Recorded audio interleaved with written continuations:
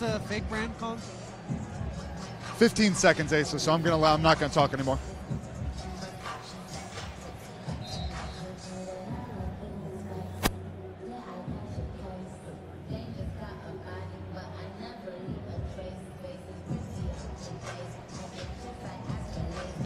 Welcome to Lincoln Financial Field in Philadelphia, Pennsylvania, where looks like we got a test on the fireworks. They're really welcoming us in very nicely, as they always do in Philadelphia. Opening here, yeah. I'm Barry Mattern, Jake Cranks Rifles alongside the EAG LES. Chants have already begun. Yeah, it's going to be a great atmosphere here tonight, and it's a huge game. I walked down the sideline, I was already getting booed just by the sheer right, wearing the Redskins, yes.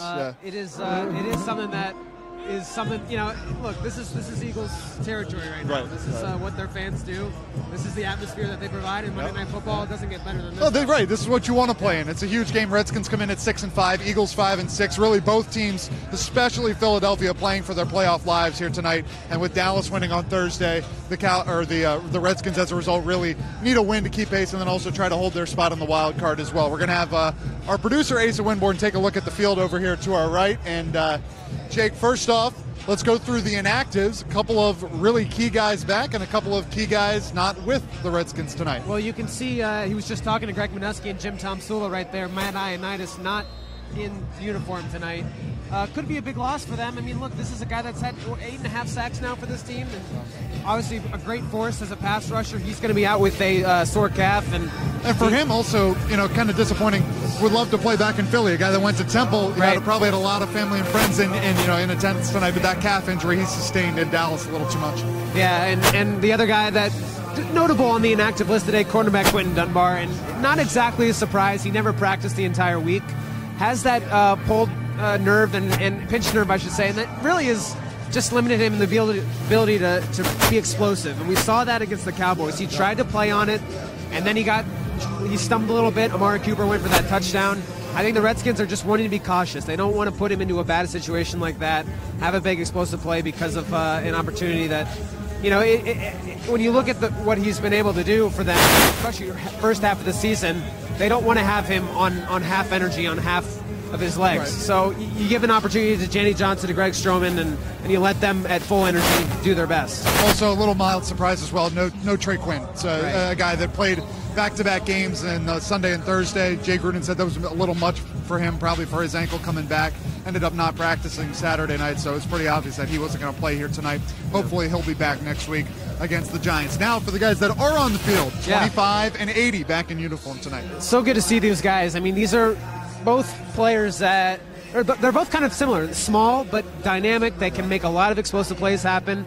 And really, I mean, you look at the fact that Chris Thompson missing the last 4 or 5 weeks now, and it's just such a huge burden to lift off of Adrian Peterson's shoulders. I know that they're looking to really lean on Adrian in these final 5 games, and you want to help the workload a little bit. But for the fact that, if Chris can get 10 to 15 touches tonight, and he can do some runs in the backfield. He's not just a pass catcher, obviously. So if they can work in a little bit of that dynamic, I'm sure it'll help Colt McCoy a lot. Also nice for Chris Thompson as well. He practiced all week. Really wasn't limited at all compared to Jamison, who's still limited a little bit. Hopefully, you don't see any re-aggravation there for Jamison. This was definitely the happiest Jamison was happy. I mean, he really sounded like this was not as big of an issue as it had been.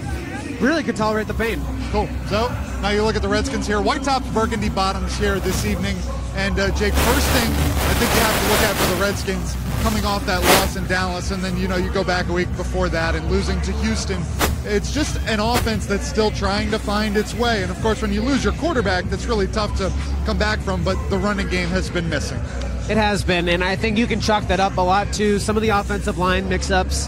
When you lose your top guards, it's really tough to really come back from that. You've got to get Jonathan Cooper up to speed. You've got to get Tony Bergstrom up to speed. And to his credit, has done the best he can. But when you're not used to playing a full season in a while, you didn't have training camp, you didn't have that to really bolster your legs for the whole offseason. It takes some time for Adrian to get back into it, and I think it's kind of been taking its toll the last few weeks, and you can see how that has impacted the passing game too. I mean, McCoy last week didn't really have any practice, had a couple walkthroughs, didn't have any time to get on a rapport with these wide receivers. it didn't really seem like the Redskins were set up for success in that sense. The short week, Alex, the injury, it was emotional for Colt, trying to get prepared and also losing a best friend that he had really started to develop a great relationship with. So all that now is behind them.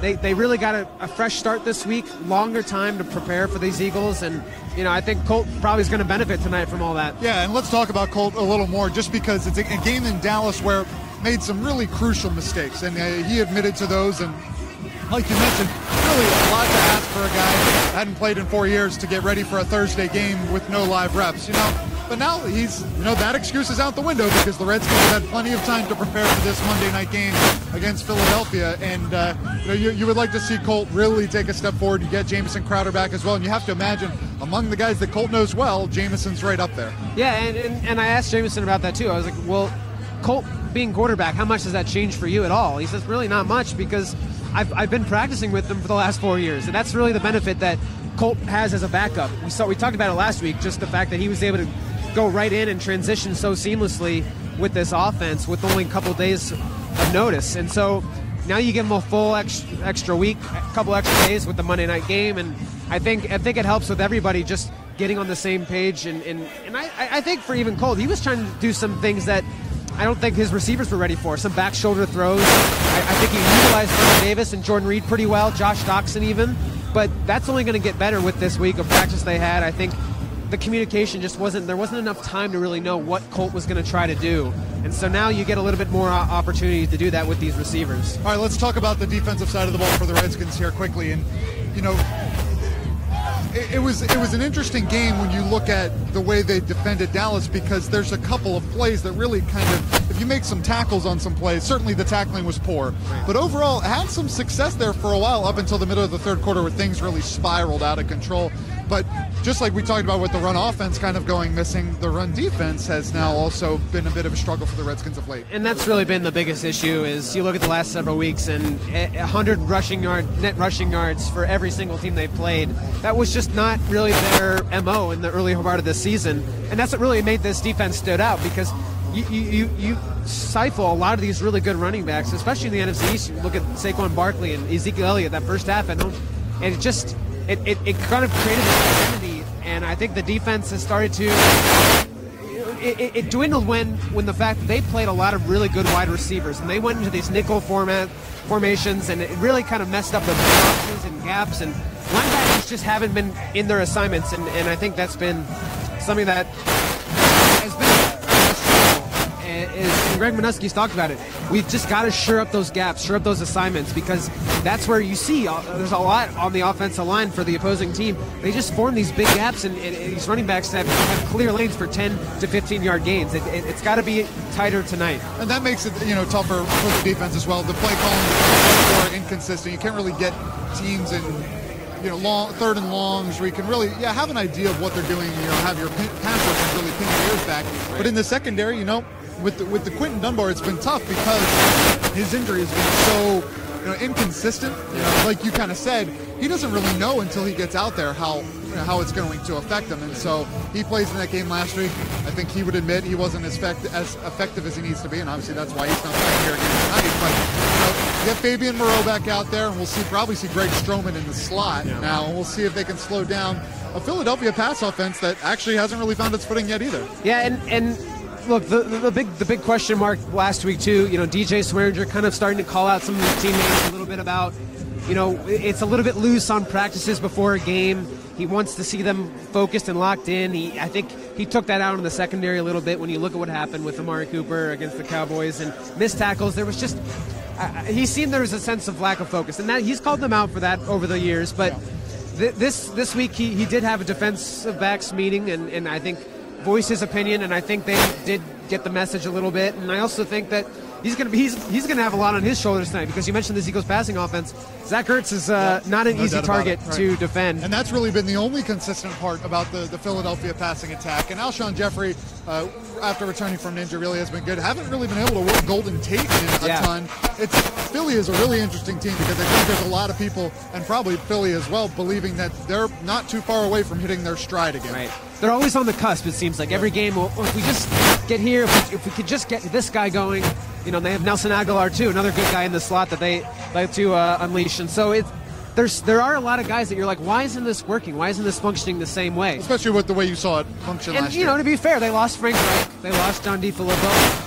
Two offensive masterminds that really helped them a lot last year. So there's a reason they got another job. They got bigger jobs. Yeah, it's true. So, yeah, I mean, there was definitely some offensive life last week in the second half against the Giants that these Eagles showed, and I think the feeling is, they're just ready to unleash that again tonight and maybe finally make this push that everyone expects them to. So this could be a big test for them again, despite the fact that they haven't been productive.